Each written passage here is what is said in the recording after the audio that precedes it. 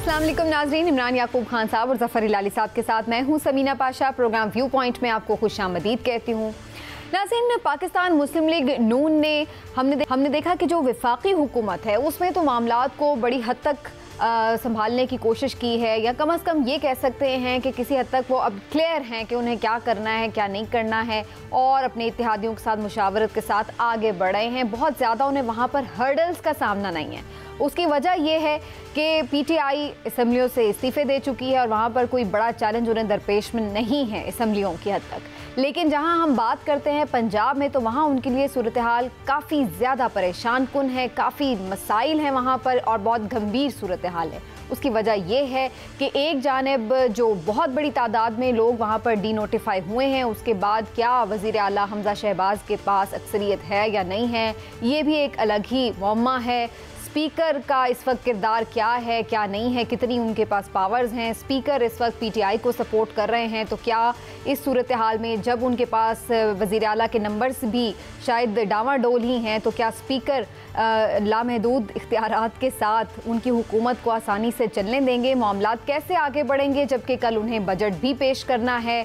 यहाँ पर इत्तेहादी हुकूमत भी उनसे मुख्तलिफ मुतालबे और फरमाइशें कर रही है। मुख्तलिफ सियासी जमातों को खुश करने के चक्कर में उनके अपने लोग भी उनसे कुछ नाराज़ होते चले जा रहे हैं या दूर हो रहे हैं। यही मामला जो पीटीआई के मुनहरिफ अरकान हैं, उनकी सूरत में भी उन्हें भुगतना पड़ रहा है कि जहाँ पर यह कहा जा रहा है कि ज़िमनी इंतखाबात के लिए उम्मीदवारों की जो टिकट है उनकी तकसीम में PMLN में काफ़ी ज़्यादा परेशान कुन सूरत हाल है, क्योंकि जो अपने लोग हैं PMLN के वो भी टिकट चाहते हैं, जो लोग छोड़ कर आए हैं पीटीआई को वो भी टिकट चाहते हैं। तो ऐसी सूरत में किसकी तरफ जाया जाए उनके लिए काफ़ी ज़्यादा डिस्टर्बिंग है। इस सारी सूरत हाल में पंजाब का ये बजट क्या पास हो जाएगा, क्या उनके पास मतलूबा तादाद है, स्पीकर का इसमें इख्तियार कितना और कहां तक होगा, और इसके साथ साथ ये भी कि अगर ये बजट पास नहीं होता तो फिर क्या वज़ीर आला हमज़ा शहबाज रह पाएंगे?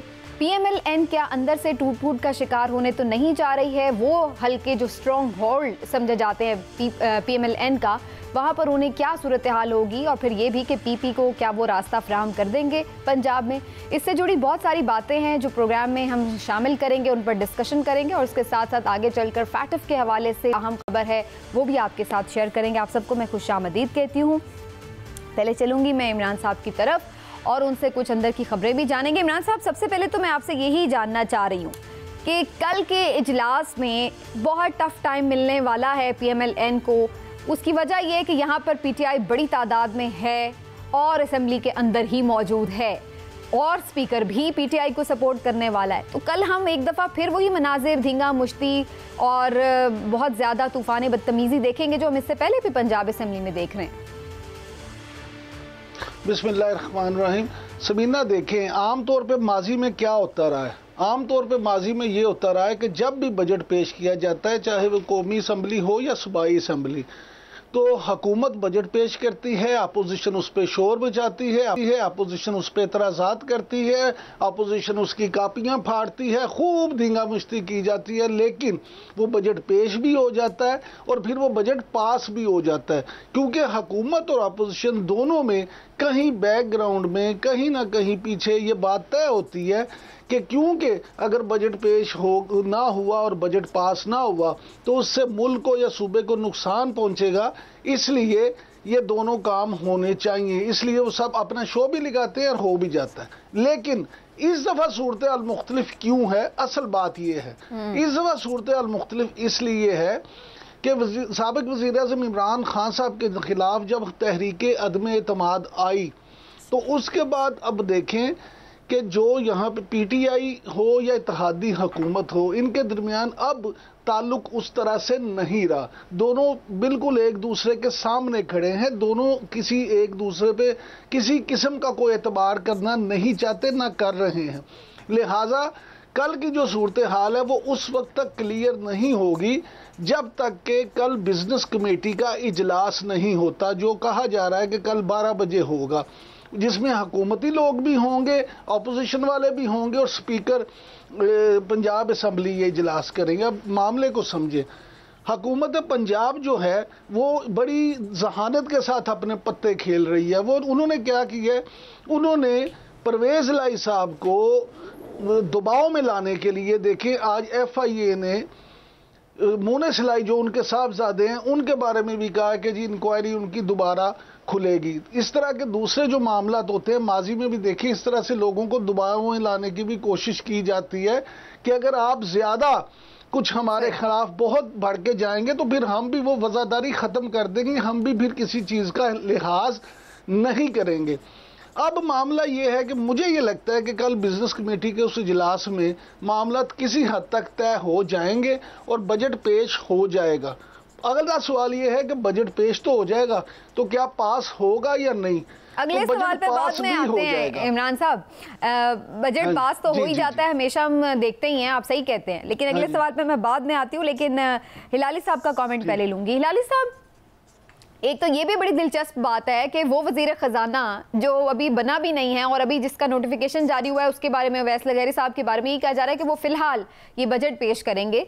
तो एक ऐसा बंदा जिसने ना खुद बजट बनाया है ना उसको कोई मामलात का उस तरह से पता है, वो आके सिर्फ बजट तकरीर कर देगा, तो फिर ये सवाल तो बड़ा सीरियस है कि फिर आखिर ये बजट बनाया किसने है, किसकी गाइडेंस में, किसकी सुपरविजन में ये बजट जो है पंजाब का बनाया गया है जो कि कल पेश करने के लिए आ रहे हैं आप असेंबली में। तो ये भी अजीब सिस्टम ऐसे लग रहा है कि मजाक ही बन गया है। आपको क्या लग रहा है कल के इजलास के हवाले से? देखिए, ये हम सबको पता है, दो तीन चीज़ें जल्दी से बता दूं। सबको पता है कि अवैस लगारी क्यों कर रहा है, इसलिए कि PPP का और PDM का एग्रीमेंट नहीं हो रहा है। फाइनेंस मिनिस्टर कौन बने? नून चाहती है उनका आदमी हो और PPP चाहता है उनका आदमी हो, पता नहीं दो नामों पे उनका एग्रीमेंट नहीं हुआ। तो ये अवैस लगारी एक कॉम्प्रोमाइज़ कैंडिडेट है, इसलिए ही had nothing to do with the budget. और ये चलिए, गवर्नमेंट तो एक पार्टी एक है, गवर्नमेंट में है वो, ही इज़ अ मिनिस्टर। हाँ, वो नहीं बनाया, यू एब्सोल्युटली राइट, बड़ा अनयूजुअल है। वो डिफेंड कैसे करेगा, उसकी फेमिलियरिटी क्या होगी बजट कंडीशन से? मगर चलिए, इसको तो जाने दें, ये तो होता है। ये थर्ड वर्ल्ड कंट्रीज़ में इस किस्म की डिसोनेंस होती है, इस किस्म की लड़ाइयाँ होती हैं, उनको परवाह नहीं है। मैं कुछ और कि I am worried about something else. अभी इमरान याकूब ने हमें बताया है कि एक पार्टी जो है PDM, और जो फेडरल लेवल में PDM के जो ज़्यादातर नुमाइंदे थे उनके ख़िलाफ़ केस और बेल और पता नहीं क्या क्या, इधर भी आके लगता है ऐसा है कि ये जो हमारा सिस्टम है, it is for criminals, run by criminals, for criminals. इसका क्या मतलब है आपको कि मोने सिलाई को एक मनी लॉन्ड्रिंग चार्ज में FIA का केस शुरू हो जाएगा? ये तो ब्लैकमेल है। कोऑपरेट हमारे साथ करो, नहीं तो तुम्हारा मनी लॉन्ड्रिंग केस चलेगा। अच्छा चलो, वो कोऑपरेट अगर कर लिया तो मनी लॉन्ड्रिंग केस फिर नहीं चलेगा क्या? फिर वो ड्रॉप हो जाएगा, और अगर वो गिल्टी है पैसे लेके निकल जाएगा। ये कोई तरीका है मुल्क चलाना? Isn't it disgraceful? अभी मैं आपको और बताता हूँ।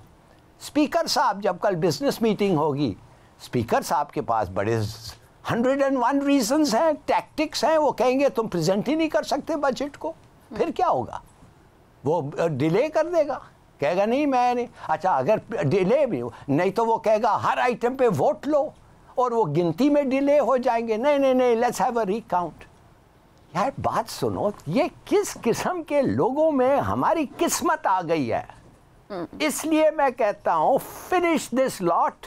आपको एक नया इलेक्शंस करें, ठीक ठाक मेजॉरिटी लेके आए कि ये सिस्टम भी चल सके, नहीं तो it's going to be chaotic. और भी दूसरी भी बात, तो आप बात छोड़े, ये डी-सीट हुए हैं कितने देर के लिए, वो सब शायद आप उस पे बाद पे आए, मैं अभी आऊंगी उस पे, मगर लेकिन मैं सिर्फ आपको ये कहना चाहता हूं कि ये, हाँ जी, ये लोग, ये तरीके, ये सिस्टम्स और इनका क्रिमिनल माइंड जो है, ये आके ख़त्म कर देता है इसको। ठीक है, लेकिन इमरान साहब, जो स्पीकर साहब के इख्तियारात के हवाले से बात हो रही है, आपको क्या दिखाई दे रहा है? क्या इस सिलसिले में परवेज इलाही साहब ताउन नहीं करेंगे PMLN के साथ? क्योंकि आपने खुद भी ये बात कही कि वो जाहिर सी बात है, सबको मालूम है कि जो उमूर हुकूमत हैं वो तो चलने होते हैं, रियासत को आगे तो लेके चलना है, लेकिन इस दफ़ा सिचुएशन इतनी टाइट हो चुकी है कि कोई कहीं से भी लचक का मुजाहरा नहीं कर रहा। परवेज इलाही साहब ने कल के इजलास के बारे में क्या पेशन गोइयाँ की हैं, क्या उनकी स्ट्रेटजी है, क्या वो सोच रहे हैं, आइए आपको दिखाते हैं और उसके बाद इस पर बात करते हैं।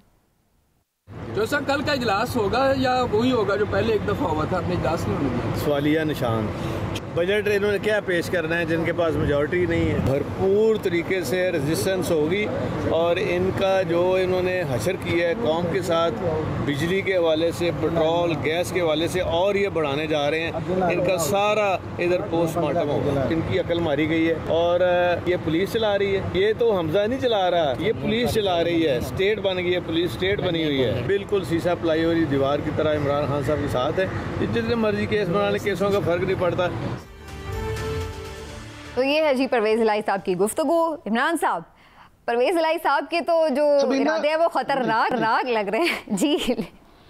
समीना देखें, बात बड़ी सीधी सी है। पहली बात यह है कि ये केस मुस्लिम लीग नून नहीं बना रही।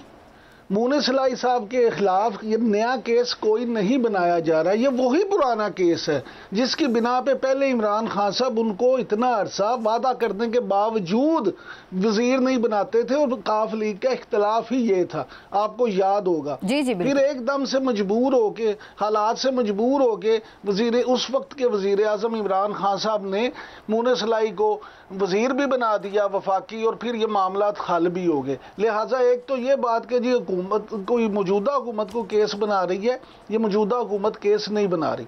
अब आ जाते हैं दूसरे मामले की तरफ। इन्वेस्टिगेशन इन्होंने रीस्टार्ट की है FIA के अंदर। जी जी, NLC वाला ये केस है जी। अच्छा, अब हाँ जी, अब मामला आ गया कि जी पुलिस चला रही है। तो शायद परवेज इलाही साहब ये भूल गए हैं कि राव सरदार साहब IG पंजाब जो हैं, ये नून लीग ने नहीं आके लगाए, ये वजीर आजम उस वक्त के जो थे इमरान खान साहब, उन्होंने लगाए थे। उस्मान बुजदार साहब उस वक्त वजीर आला पंजाब, लेकिन इसके अलावा भी काफी चेंजेस हो गए। इमरान साहब, फयाजुल हसन चौहान साहब हमारे साथ मौजूद हैं इस वक्त, PTI के सीनियर रहनुमा। पंजाब में उनकी स्ट्रेटजी कल क्या होने जा रही है, उससे बड़ी जरूरी इंफॉर्मेशन हम चाहेंगे। शुक्रिया आपका चौहान साहब, आपने आज हमें शो में। फयाज साहब वैसे भी, फयाज साहब हमेशा अंदर की बात बताते हैं, इंशाल्लाह आज भी बताएंगे। चौहान साहब को हम खुशामदीद कहते हैं। इमरान साहब कह रहे हैं आप अंदर की बात बताते हैं, तो जरा अंदर की स्ट्रेटजी हमें बता दें, कल अंदर क्या होने वाला है ऐवान में। बिस्मिल्लाहिर्रहमानिर्रहीम। सबसे पहले तो इमरान याकूब साहब की बातें सुन रहा था, मजा आ रहा था जरा जो बातें कर रहे थे। लेकिन बात ये है कि राव सरदार साहब को पॉइंट डिप्यूट या उनको रिक्रूट वो कम अज कम बुजदार साहब ने नहीं किया था, ना इमरान खान साहब ने किया था, ना हमारी PTI की हुकूमत ने किया था। वो एक ब्यूरोक्रेट है, वो एक जनाब सरकारी मुलाजिम है। अब सरकारी मुलाजिम का एटीट्यूड डिपेंड करता है कि वो किस हुकूमत के मातहत काम कर रहा है। हमारी हुकूमत थी तो जनाब प्राइम मिनिस्टर साहब हुकूमत बनने के छठे दिन जनाब लाहौर आते हैं, सारी ब्यूरोक्रेसी और पुलिस को बैठाते हैं, दूसरी तरफ सारे वजीर और MPA बैठाते हैं और इंस्ट्रक्शन देते हैं इंतजामिया को और पुलिस को और ब्यूरोक्रेसी को कि आपने किसी किस्म की कोई सरकारी मुदाखलत जनाब कबूल नहीं करनी। मेरी जिंदगी भी सारी सियासत के अंदर गुजरी है, दूसरी दफा MPA बनाओ, हमने कभी ये किसी सरकारी हुकूमत की तरफ से, किसी सियासी जमात की तरफ से, उसके सरबराह की तरफ से, वजीर आला या वजीर आज़म की तरफ से ऐसी पॉलिसी स्टेटमेंट जिंदगी में 74 सालों में हमने नहीं सुनी कि कोई दे। लेकिन इमरान खान साहब ये दे रहे हैं। अच्छा, उसकी वजह से क्या होता है? उसकी वजह से इंतजामिया और पुलिस, उनका रवैया हमारे 3.5 सालों के अंदर वो एक बड़ा अपने मर्जी का मनमोजी किस्म का होता है। लेकिन दूसरी तरफ जब आले शरीफ आते हैं, वो अपनी मर्जी के मुताबिक जनाब 14 बंदों को दिन दिहाड़े मॉडल टाउन में मार भी देते हैं, 80 बंदों को पैरालाइज भी कर देते हैं, हामला बच्चों के, औरतों के जनाब पेटों पे गोलियां भी मरवा देते हैं। वो दिन दिहाड़े सारी कत्लो गारत गरी 22 घंटे इंटरनेशनल नेशनल मीडिया के सामने उसी पुलिस से, उसी इंतजामिया से भी करवाते हैं। वो आले शरीफ पर से इक़्तिदार आते हैं तो जनाब दुनिया की हिस्ट्री में पहली दफा असेंबली के अंदर पुलिस सैकड़ों की तादाद में दाखिल होकर पार्लियामेंटेरियन को 70-70, 80-80 साल की खवातीन पार्लियामेंटेरियन को जुल्म, जबर और इस्तिबदाद का शिकार भी कर देती हैं। फर्क असल में आपकी हुकूमत का होता है, आपकी हुकूमती लीडरशिप का होता है, वजीर आला और वजीर आजम का होता है कि उनकी पॉलिसी के मुताबिक ब्यूरोक्रेसी और इंतजामिया चलती है। इमरान मेरे सवाल पे भी आ जाए, चलिए अब मेरे सवाल पर आ जाए, कल क्या बजट पेश होने दिया जाएगा और क्या स्ट्रेटेजी, और आप लोग अपोजिशन लीडर कौन है ये तो बता दें। बजट ना पेश होने दें, हमारी मजाल। और भाई आले शरीफ की हुकूमत इंटरनल और एक्सटर्नल पावरफुल जनाब कहते हैं ना किलों के ऊपर चल रही है। माई का जोर किला तो होता है ना, ठीक है ना जी। इनके किले मजबूत है जनाब, ये जो चाहे करें। जंगल क्या कहते हैं वो, शेर जंगल का बादशाह, अंडे दे या बच्चे जनाब। इनकी आगे कौन सी, पिछले 2.5 महीने में इन्होंने कोई लीगल सारी चीजें की है। हर चीज 2 नंबर, हर चीज इलीगल, हर चीज गैर आईनी। गवर्नर को हटाना गैर आईनी तरीके से। तो फिर जो वो करना चाहें कल करेंगे, इसका मतलब है आप कुछ नहीं करने जा रहे। की करना है जनाब, करना इन्होंने है। इन्होंने इस वक्त अन्नी डाली हुई है। अभी आप देखें ना 38-40 के करीब MPS के ऊपर जनाब इंसदाद दहशतगर्दी और कत्लो गारतगरी के पर्चे कटा दिए हैं। हमारी जनाब एक किक जो है ना वो इक़दाम कत्ल है। ये 14 बंदे दिन दिहाड़े मार दें तो जनाब ये तमगा। आज चौहान साहब आप शिकस्त खुर्दा से लग रहे हैं मुझे वैसे। नहीं, मैं एक अपने स्टाइल में आपको सारी चीजें बयान कर रहा हूँ। मैं ये छोटी सी बात, MPS एक गैर कानूनी पुलिस की असेंबली हॉल के अंदर दाखिल होने पे अपनी इज्जत बचाने के लिए कोई एक्टिविटी करे तो वो इंसदाद दहशतगर्दी और इक़दाम कत्ल। ये 14 बंदे दिन दिहाड़े मार दे, ये बिल्कुल मुबर्रा। ये गुंडागर्दी करें, बदमाशी करें, कत्ल करें, लोगों की इज्जतों के ऊपर हाथ डालें, इनको जनाब ये अल्लाह के वली, गौस, कुतुब और कलंदर। हम लोग जनाब आले शरीफ की हुकूमत में जनाब गुंडागर्द, हम लोग दहशतगर्द। ये जनाब फर्क है ना, हम तो फर्क बयान कर रहे हैं। अच्छा ये बताएं ऑपोजिशन लीडर कौन होगा कल आपका? देखें, अपना तो एक ही नारा है कि सुलह हो कि जंग हो, इमरान खान के संग हो। सब हमें पसंद है, खून हो के रंग हो। इमरान खान साहब जिसको बनाएंगे वो बन जाएगा। लेकिन अपना जो 43 साल की सियासी जिंदगी का निचोड़ आपको बता दूं, अपोजिशन लीडर वही होता है कि जो अपोजिशन करता है दबंग तरीके से, जुर्रतमंदाना तरीके से, फ्रंट फुट पे आके हुकूमत की जितनी बदमाशियां और नौसरबाजियां हैं उनको on the floor of the house, out of the floor of the house, वो बेबाक तरीके से जनाब वो लोगों के सामने बेनकाब करता है। अपोजिशन वही लीडर होता है। वोटों की उसके लिए जरूरत नहीं होती, वोटों का जना टैग लगने की जरूरत नहीं होती। तो बाकी पार्टी जिसको बना देगी सो बिस्मिल्लाह। चौहान साहब हमेशा इंतखाबात और टिकटों की तकसीम के बाद इमरान खान साहब अक्सर ये कहते हैं, इमरान याकूब साहब को भी तो पूछ रहे दो ना। अच्छा वो बाद में उन्होंने स्टार्ट किया तो मुझे इसलिए जरा डिले है। चलिए आपकी फरमाइश पे इमरान साहब का सवाल। जी इमरान साहब। असल में समीना फयाजुल हसन चौहान साहब जो है ना, मैं ऑन रैकेट कह रहा हूँ, ऑन कैमरा कह रहा हूँ कि मेरे हार्दिल अजीज क्योंकि दोस्त हैं, हम एक दूसरे को मोहब्बत भी करते हैं, जानते भी हैं। इसलिए वो जो कह रहे हैं बातें शायद आप पूरी तरह से समझ नहीं रही। लेकिन मैं चौहान साहब जान की अमान पाते हुए एक सवाल पूछना चाहता हूँ कि अपोजिशन लीडर वाकई ही अगर कोई बंदा खुद जानबूझ के गिरफ्तारी दे दे। देखो बात ये है, मैं तो डिसिप्लिन आदमी हूँ। मैं तो अक्सर इमरान साहब, मेरी फैमिली सारी आधी फौज में है, दोस्त यार भी होते हैं, तो मैं उनको कहता हूँ कि तुम्हारे से बड़ा फौजी हूँ डिसिप्लिन के हवाले से। मैं बड़ा डिसिप्लिन आदमी हूँ। डिसिप्लिन का तकाजा ये है, पार्टी जिसको बना दे जी, जिसको भी बना दे। चलिए हम रेकमेंड करते हैं आपको ही बना दें, आप सबसे दबंग हमें नजर आते हैं। देखो बात ये है, मुझे इस वजह से जरूरत नहीं है कि मैंने अपोजिशन करनी है। मेरी इसीलिए तो कह रही हूँ जब आपने करनी है तो आपको ही बना देना। फयाजुल हसन चौहान साहब सुन लें, फयाजुल हसन चौहान साहब आपने 2 दफा सूबाई वजीर इत्तलात और नशरियात बन के ये साबित किया है कि आपसे बेहतर पंजाब में PTI का मौक़िफ़ कोई बयान नहीं कर सका। दूसरी बात यह है कि मैं तो आपको सादा हाँ जी, मैं ईमानदारी से सर, ये बिल्कुल ईमानदारी से, दोस्ती ताल्लुक अपनी जगह। लेकिन देखें जो वजीर इत्तलात का काम है और जो वजीर आज़म आपके उस वक्त के वजीर आज़म, हमारे उस वक्त के वजीर आज़म इमरान खान साहब की जो एक्सपेक्टेशंस थी उनके मुताबिक उन पे पूरा उतरना किसी आम बंदे का काम नहीं है।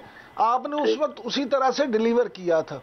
अब अपोजिशन लीडर भी तो ऐसा ही होना चाहिए ना। ये हमें ये इतने कहने की तो इजाजत देना कि जो दबंग तरीके से। इमरान साहब बाकी तारीफें आप फोन पे कर लीजिएगा चौहान साहब की, लेकिन ये बात बाकी क्रेडिट वाली है कि उस्मान बुज़दार साहब को भी उन्होंने डिफेंड। आप पिछले 2.5 महीने आप पिछले बल्कि 3 महीने, मार्च, अप्रैल, मई और जून, 3.5 महीने आप उठा के देख लें। फयाजुल हसन चौहान ने कोई चीज स्पेयर नहीं की, ना अलीम खान को, ना किसी नून लीग को, ना किसी नून लीग के जना अटैक को जनाब इमरान खान साहब के ऊपर हो, बुज़दार साहब के ऊपर हो, पंजाब हुकूमत पे हो, वफाक के ऊपर हो, किसी के ऊपर भी। क्यों? मेरी सरिश्त में है कि मैंने नून लीग और पीपल्स पार्टी, आले शरीफ और आले जरदारी, मैंने अपनी जिंदगी के 43 साल एज अ सियासी कारकुन, एज अ सियासी लीडर, मैंने इनके खिलाफ जिद्दोजहद की है। मैंने तो इनको स्पेयर करना नहीं, चाहे ओहदा हो ना हो अपोजिशन का। मैं पीटीआई के तर्जमान की हैसियत से, पीटीआई के एमपी की हैसियत से, पीटीआई के कारकुन और रहनुमा की हैसियत से आज भी प्रेस कॉन्फ्रेंस मैंने की है असेंबली के बाहर। आज भी मैंने जिमनी इलेक्शन में इनकी जो जनाब धौंस और धांधली जिन्होंने शुरू की हुई है उसको बेनकाब किया है। आज भी मैंने असेंबली के बाहर खड़े होके, मुझे किसी ने नहीं कहा, मुझे कोई इमरान खान साहब की तरफ से इंस्ट्रक्शन नहीं आती। हाँ, 2-4 दफा आई है पिछले 2-3 महीनों में 2-3 इश्यूज के ऊपर, लेकिन मुझे पता है कि मैंने क्या करना है, काम किस मौके पे करना है। चलिए चौहान साहब, देखते हैं कल का इजलास क्या रुख इख्तियार करता है। आपका शुक्रिया, आपने वक्त दिया, लेकिन ज़ाहिर है एक हंगामा खेज इजलास जो है इसको समझा जा, इस पर मजीद भी बात हम करेंगे, ज़ाहिर है कल भी इस पर बात होती रहेगी। लेकिन एक चीज़ बड़ी इंपॉर्टेंट है, ज़िमनी इंतखाब का भी अभी जिक्र कर दिया है खुद चौहान साहब ने भी, तो उसके ऊपर भी बड़ी बात चल रही है, बड़ी डिस्कशन हो रही है। और इस वक्त PMLN को काफ़ी ज़्यादा संगीन सूरत हाल का सामना है, क्योंकि जो उनके अपने लोग हैं वो भी टिकट मांग रहे हैं, जो PTI से मुनहरिफ हैं वो भी मांग रहे हैं। हिलाली साहब, आपके ख्याल से जो ये बाई इलेक्शंस होंगे, ये बड़े यू थिंक कि ये बताएंगे कि अगले इलेक्शन का कर्टन रेजर होंगे, ये बताएंगे कि किस तरफ आवाम सोच रही है, इसलिए लोग बड़े कॉन्शियस हैं इनके लिए?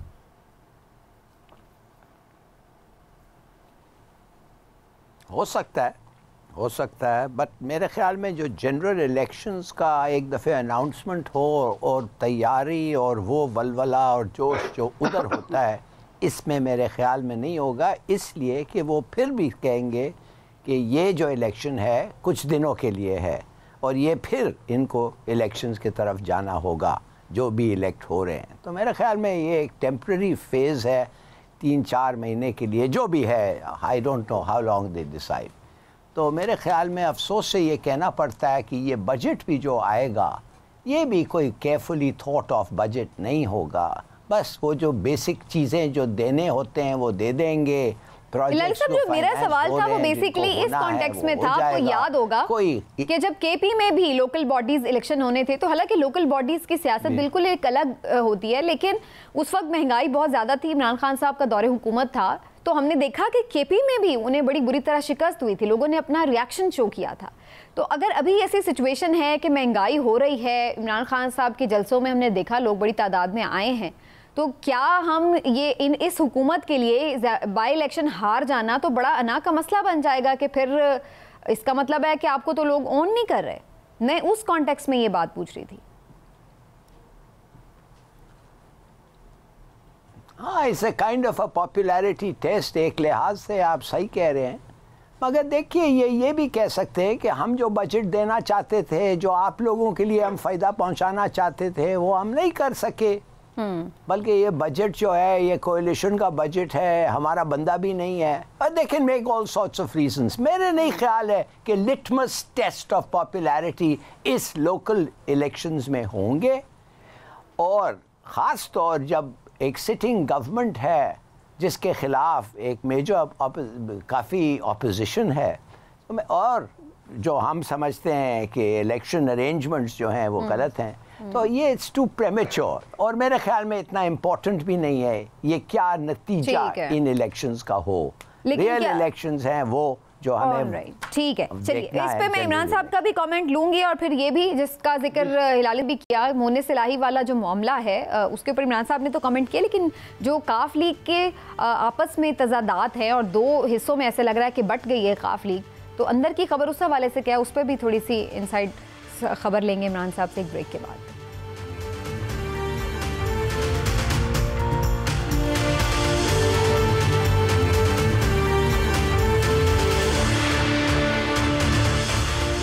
वेलकम बैक जी। पंजाब की सियासत के हवाले से बात हो रही थी, ब्रेक पर जाने से पहले इमरान साहब, ये जो ज़िमनी इंतखाब है ये कितने अहम हैसियत इख्तियार कर गए हैं मौजूदा सर्कमस्टांसेस में पंजाब के, और क्या PMLN में वाकई कोई टिकटों की तकसीम के ऊपर हमें तकसीम नज़र आ रही है? अच्छा समीना, बड़ी 2-3 चीज़ें हैं, जल्दी मैं बताता हूँ आपको। पहली बात ये कि ये इलेक्शन बहुत अहम है और ये इलेक्शन ही फैसला करेंगे कि आगे अगले इलेक्शन में आम इंतखाबात में पंजाब में अवाम किस तरफ जाएंगे, उनका रुख किस तरफ होगा।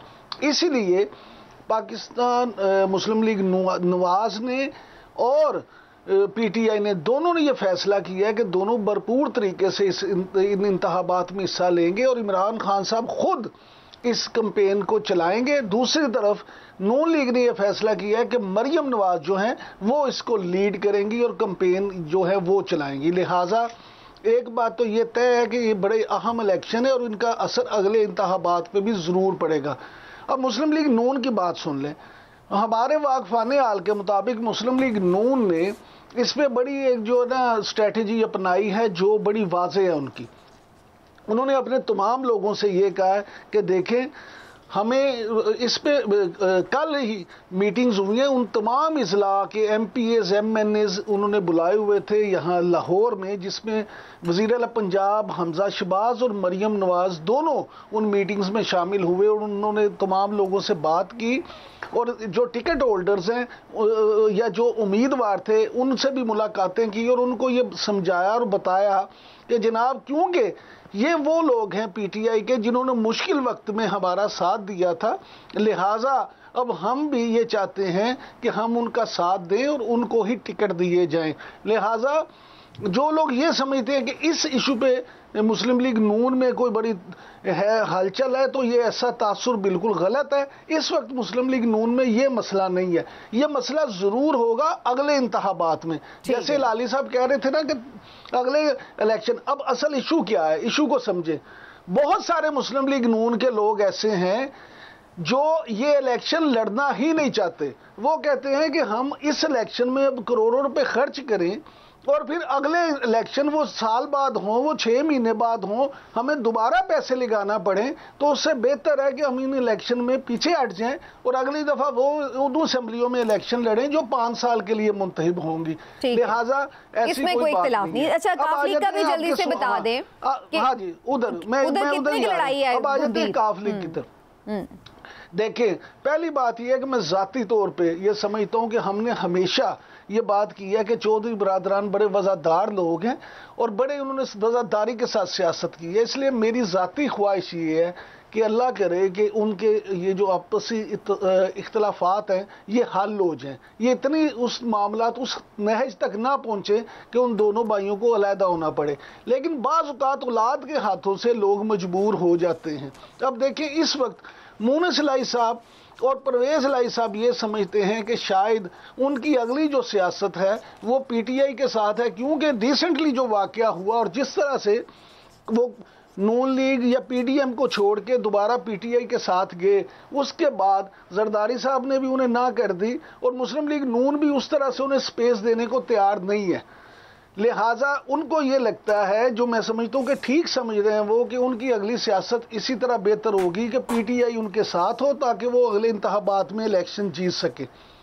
दूसरी तरफ चौधरी शुजात साहब ये समझते हैं कि क्योंकि उन्होंने सारी ज़िंदगी मुस्लिम लीग नून की पाकिस्तान मुस्लिम लीग की सियासत की है, लिहाजा उनके लिए ज़्यादा बेहतर ये है कि वो मुस्लिम लीग नून के साथ इत्तेहाद कर लें या अपनी पार्टी जम कर लें या उनके साथ ऐसा लाइजॉन कर लें कि जिससे वो मुस्लिम लीग नून का वोटर ही जो है उसको ही अट्रैक्ट करें और अपनी सियासत मुस्लिम लीग के साथ ही जारी रखें।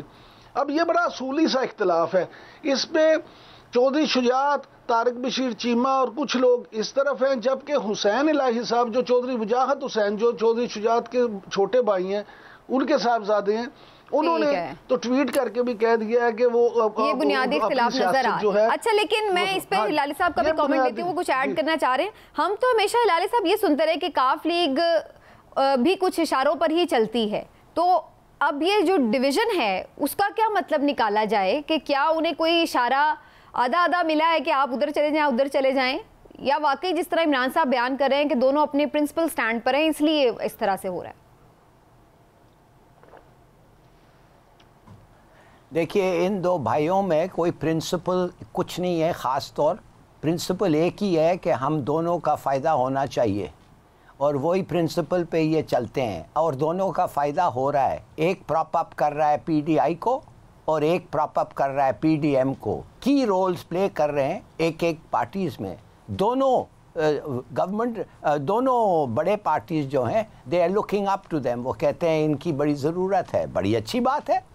और जब इलेक्शन का वक्त आएगा फिर देखेंगे क्या होता है। इस वक्त तो बड़ा अच्छा है। और मैं समझता हूँ कि हमारे जो इस्टेब्लिशमेंट भी है, जिनको ये बहुत कंसल्ट करते हैं, वो भी कह रहे होंगे कि यार वैसे ही यार बड़ा मुश्किल वक्त अभी है, और फिर डिस्टेबलाइज होना, फिर पॉलिटिकल अनसर्टेनिटी होना, फिर गवर्नमेंट्स चेंज होना। ठीक है, जिधर तुम हो, टिके रहो, और आज चलते हैं टुवर्ड्स द जनरल इलेक्शंस। इस वक्त थोड़ा मामला को काम डाउन करना चाहिए। तो मैं नहीं समझता हूँ कि ये कोई एक जेन्युइन डिफरेंसेस हैं। ये दो भाई, दे हैव बीन टुगेदर, और मेरे ख्याल में ये साथ ही रहेंगे। ठीक है, चलिए आगे थोड़ा सा बढ़ते हैं जनाब। तालिबान से मुज़ाकरात के हवाले से खबरें आ रही हैं। सबीना सिर्फ एक लाइन ले लें। ये रवैया जो आपने पूछा कि इशारे के मुंतज़िर होते हैं, तो काफ लीग का ये रवैया ये भी बात जाहिर करता है कि न्यूट्रल्स जो हैं अभी तक न्यूट्रल्स ही हैं।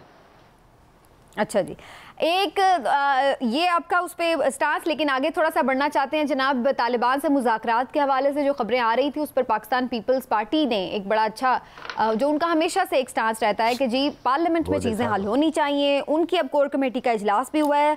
पीपल्स पार्टी ने 3 रुकनी कमेटी भी कायम कर दी है, और ये भी डिमांड की है कि TTP से मुज़ाकरात पर पार्लियामेंट को एतमाद में लिया जाए। हिलाली साहब, आपका क्या ख्याल है इस मामले के ऊपर?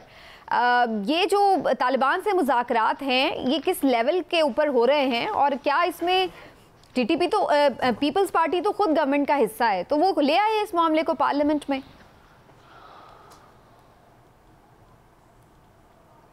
देखिए, ये कितना छोटा सा मामला है। पार्लियामेंट में ले आओ या तुम एज अ गवर्नमेंट उनके साथ डिस्कस करो। आखिर आप भी पार्लियामेंट के पे रिस्पॉन्सिबल हैं कि नहीं? आपको भी पार्लियामेंट में जाके बयान देना पड़ेगा क्या बातें हुई आपकी TTP के साथ। ये एक छोटा सा मामला है जो मेरे ख्याल में ज़रूरी नहीं है। मैं कुछ एक बड़ा मामला सोचें क्या है। क्या कहा था TTA को, तहरीक तालिबान अफ़गानिस्तान को, जो इंटरमीडियरी है, जो मीडिएशन के कोशिश में निकला है, वो कहने लगे हम बात करेंगे पाकिस्तान के साथ 3 शर्तों पे। पहला शर्त कि KP अलग हो, फाटा अलग हो जाए KP से। दूसरा शर्त, मलाखंड में शरिया लॉ हो, पाकिस्तान का कानून नहीं शरिया लॉ हो। तीसरा, हम पूरे पाकिस्तान घूम सकते और ख़ास तौर हमारे इलाक़ों में हथियार समेत, ये भी हमें चाहिए। और चौथा, जो मैं ऐड कर रहा हूँ, जो हर वक्त हमें ऐड करना चाहिए, जो हम कभी नहीं करते, कि पाकिस्तान के इंटरनेशनल बॉर्डर्स हम नहीं रिकग्नाइज करते। इन लोगों के साथ आप बात कर रहे हैं, ये सब चीज़ें आप कंसीड करके बात कर रहे हैं कि क्या? मुझे कहा गया नहीं ये कंसीड नहीं हुआ, ये एक जिरगा बात कर रही है उनके साथ, हम ऐसे ही कुछ नहीं कर रहे हैं। आप जिरगा को सपोर्ट कर रहे हैं, एडवाइस कर रहे हैं, और जिरगा आपको रिप्रेजेंट कर रहा है, और आप समझते हैं हर वक्त बातों से कुछ हो सकता है, इनके साथ बातों से हो सकता है। 74 साल हो गए अफगानिस्तान के 1 मिनट के लिए, या प्रेसिडेंट हो, या अमीर हो, या बादशाह हो, कभी उन्होंने नहीं रिकग्नाइज किया है पाकिस्तान की सॉवरेनिटी और पाकिस्तान की control of the borders including the Durand line. और मेरा ख्याल है ये किसी के लिए भी काबिल कबूल नहीं होंगी ये शराइत मानना। 4 मिलियन लोग इधर फंसे, 4 मिलियन अफगान रेफ्यूजीज को हम देखभाल करते हैं, उनको हम नौकरी देते हैं। यार फॉर गॉड से खड़े रह के लड़ना पड़ेगा। ये आपका पॉइंट ऑफ व्यू आ गया, लेकिन इमरान साहब आप समझते हैं कि इस तरह की चीजों पे कोई रियासत कॉम्प्रोमाइज करने जा रही है? जाहिर सी बात है ये बड़ी क्रूशियल हमारे कुछ प्रिंसिपल स्टांस हैं, उस पर कैसे कॉम्प्रोमाइज हो सकता? समीना, पहली बात यह है कि रियासत इस इशू पे 1% भी कंप्रोमाइज करने नहीं जा रही। ये आप नोट कर दें कि रियासत पाकिस्तान का ये फैसला है कि इस मामले पे किसी तरह का कंप्रोमाइज नहीं किया जाएगा, उसके चाहे जो भी नताइज हों। पहली बात तो ये है। दूसरी बात सबसे अहम ये है कि देखें, कबायली निज़ाम में जिरगे की एक बड़ी अपनी अहमियत है। वो अदालतों के फैसले माने या ना माने, जिरगे का किया हुआ फैसला हर बंदे को वहाँ पे मानना पड़ता है। इसलिए अगर जिरगे के ज़रिए को फैसला किया जा रहा है तो ये कोई इतनी बुरी बात नहीं है कि जिरगा के ज़रिए फैसला हो जाए, लेकिन देखना यह है कि क्या जिरगा कोई ऐसा फैसला तो नहीं कर रहा जिससे हमें बहसीयत पाकिस्तान, रियासत पाकिस्तान को कोई नुकसान हो। तो मैं नहीं समझता इस तरह की कोई बात हो रही है। तीसरी सबसे अहम बात यह है कि देखें, जितनी मर्जी जंग हो, जंगों के जो बैटल फील्ड में जो जंग लड़ी जाती है उसका भी आखिर में फैसला टेबल पे ही होता है। तो अगर हमने तो अफगानिस्तान में प्रॉक्सी वार्स कितनी लड़ी हैं और यहाँ पाकिस्तान में कितनी प्रॉक्सी वार्स हुई हैं, तो अगर ये मुज़ाकरात के ज़रिए से हल किया जा रहा है या किए जाने की कोशिश की जा रही है तो मैं इसे एक अच्छी कोशिश समझता हूँ। दूसरी बात ये, जो पीपल्स पार्टी ने यह कहा है कि पार्लियामेंट में लाया जाए, तो जमहूरी निज़ाम में पार्लियामेंट से बढ़ के कुछ नहीं है। ये एक अच्छी तजवीज़ है, ये बुरी तजवीज़ नहीं है, लेकिन इसमें एक बात का ख्याल ज़रूर होना चाहिए कि क्या ये ऐसी बातें हैं, कुछ ऐसी चीज़ें तो नहीं है जो इन कैमरा सेशन होना चाहिए या दूसरा होना चाहिए। इस बात को ज़रूर मलहूज़े खातिर रखा जाना चाहिए। इलाही साहब कुछ ऐड करना चाहें? जी इलाही साहब। क्या मैं एक सवाल मैं पूछ लूं मेहरबानी से? क्या पहले जंगे अजीम जो हुए हैं वो बैटल फील्ड पे जीता गए थे कि कॉन्फ्रेंस टेबल पे जीते गए थे भाई? उनमें तबाही कितनी हुई थी जी सर? उनमें तबाही कितनी हुई थी सर? अरे यार, तबाही की बात नहीं कर रहा हूं। आप कहते हैं कि हर चीज का फैसला कॉन्फ्रेंस टेबल पे होता है, हर चीज का फैसला कॉन्फ्रेंस टेबल पे नहीं होता है। बांग्लादेश का फैसला कॉन्फ्रेंस टेबल पे नहीं हुआ, खुदा के लिए। सर ये आपकी राय है, पुराने चीजें सर आपकी राय है, रिपीट करते रहते हैं। सर ये रिपीट तो आप करते हैं, आपसे मैं पूछ रहा हूं किधर हुआ था फैसला? सर मैं अर्ज करता हूं सर, अर्ज करता हूं, थोड़ा सा गुस्से को कम करें। मैं अर्ज करता हूं, आपने अभी कहा सर, मैं कह रहा हूं ना, मैं सिर्फ पूछ रहा हूं किधर हुआ है जी, उन्हें बताने दें। अब मैं बताता हूं ना सर, अब मैं बताता हूं, सुने। गुजारिश ये है कि जिन जंगों की आपने बात की है उसमें तो दूसरा फरीक रहा ही नहीं था, तो मुज़ाकरात किससे होते? उसमें तो एटम बम मार के दूसरे फरीक को नेस्तो नाबूद कर दिया था। आप क्या फिर उस वैसी को जंग चाहते हैं जिसमें एटम बम फूट जाए? गुजारिश ये है कि जो आपके सामने हाल में जो जंगें लड़ी गई हैं वो देखिए उनका फैसला कैसे हुआ है। लिहाजा मुज़ाकरात कोई बुरी चीज़ नहीं है। बिल्कुल सही कह रहे हो, मुज़ाकरात बुरी चीज नहीं है। उनके फैसले मैदान जंग में हुआ है, और ख़ास तौर वर्ल्ड वॉर 1 जिधर एटम बॉम्ब भी नहीं था, और वर्ल्ड वॉर 2 की एटम बॉम्ब तो सिर्फ जापान पे इस्तेमाल हुआ था, उससे पहले ही ख़त्म हो गया था। देखिए, मैं सिर्फ ये आपको कहना चाहता हूँ कि ये TTP और TTA अफ़गानिस्तान के साथ ये जंगू है, ये लड़ना चाहते हैं, ये कभी हमारे बात माना ही नहीं है। ठीक है, चलिए इस पर आप दोनों का एक डिफरेंस ऑफ ओपिनियन एग्जिस्ट करता है। लेट द पार्लियामेंट डिसाइड कि वो क्या इनसे बात करेगी, और अगर बात करेगी तो क्या उनके सरेंडर पे बात हो रही है या फिर वो अपनी कोई शराइत बनवा रहे हैं, इसको भी देखना होगा। बहरहाल थोड़ा सा इससे आगे बढ़ते हैं। शराइत की बात हो रही है तो जनाब फैटफ की बहुत सारी शराइत पाकिस्तान ने पूरी कर दी हैं, और उनका 14 जून से जो इजलास होने जा रहा है उसमें फिर से जायजा लिया जाएगा पाकिस्तान की परफॉर्मेंस का। देखा जाएगा कि उसे ग्रे लिस्ट से निकालना है या अभी मजीद रखना है। 34 में से 32 निकात पर पाकिस्तान अमल दरामद कर चुका है, लेकिन क्या इस सारे पॉलिटिकल सिनेरियो में जिस वक्त हमारे मुल्क में है, जो मईशत की सिचुएशन है, उसको लेकर के हम क्या एक्सपेक्ट कर सकते हैं?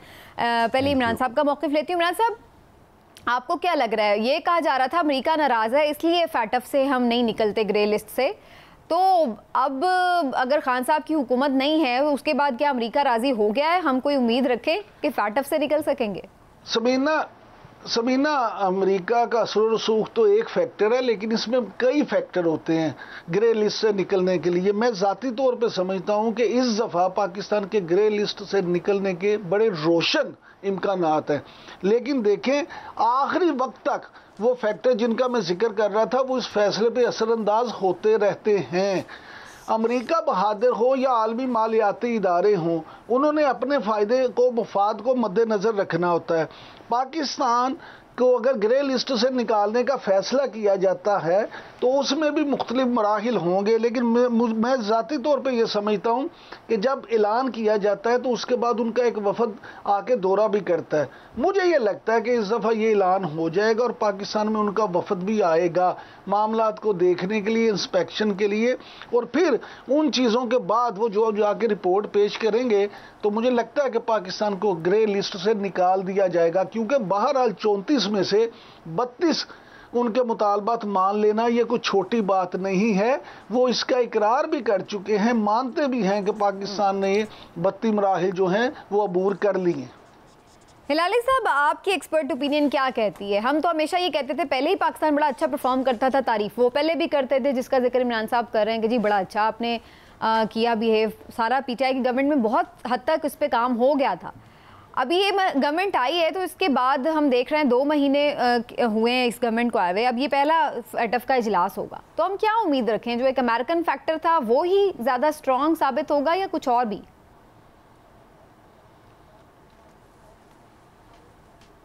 हाँ तो समीना, मेरा अपना ख्याल ये है कि ये अगर हम निकल आएँ, और उम्मीद है कि निकल आएंगे इस दफ़े, वो इसलिए नहीं होगा कि हमारी परफॉर्मेंस इस साल अगले साल से बेहतर है या हमने कुछ ऐसी चीज़ की है जो हम 2-3 साल से नहीं कर रहे हैं। वो इसलिए होगा कि एक अच्छी बात हुई है, हमें रिवॉर्ड मिलना चाहिए, इनाम मिलना चाहिए रेजीम चेंज के लिए, नंबर 1। दूसरी बात है, ये फाटफ के टेरर के बारे में बात करते हैं, तो जो इंडिया में इस वक्त आरएसएस और बीजेपी और मोदी कर रहा है मुसलमानों के साथ, जो आधी दुनिया खड़ी हो गई है और जो रोज़ हो रहा है और हम देख रहे हैं, उसके ख़िलाफ़ तो कोई अमेरिका स्टेटमेंट नहीं दिया और कोई फाटफ में उनको नहीं लाया, है ना। दूसरी बात, मनी लॉन्ड्रिंग जितनी इस वक्त ब्रिटेन में हो रहा है, जितना money laundering centre of the world, और ये जो टैक्स हेवन है, आइल ऑफ वाइट, जर्सी, पनामा, ये क्या है? ये सब मनी लॉन्ड्रिंग एक्सरसाइजेस हैं। अमेरिकन पैसे उधर हैं, बड़े अमेरिकन उधर पैसे रख रहे हैं, वो भी कुछ नहीं किया उसके बारे में। देखिए, बात असल ये है कि जब अमेरिका प्रेशर डालना पड़ता है पाकिस्तान पे, वो प्रेशर डाला है और शायद फिर भी डालेगा, मगर इस वक्त इट सूट्स देम, इसलिए कि हम अच्छे बच्चे बन के, उनकी एक ख्वाहिश थी कि इमरान खान को निकालो, हमने उसको निकाल दिया। अब वो कहेंगे कि ये एक इनाम जो तुम्हें मिलना था ये ले लो। इमरान साहब, आपको इस पे कुछ कमेंट करना है या फिर मैं थोड़ा आगे चलूं?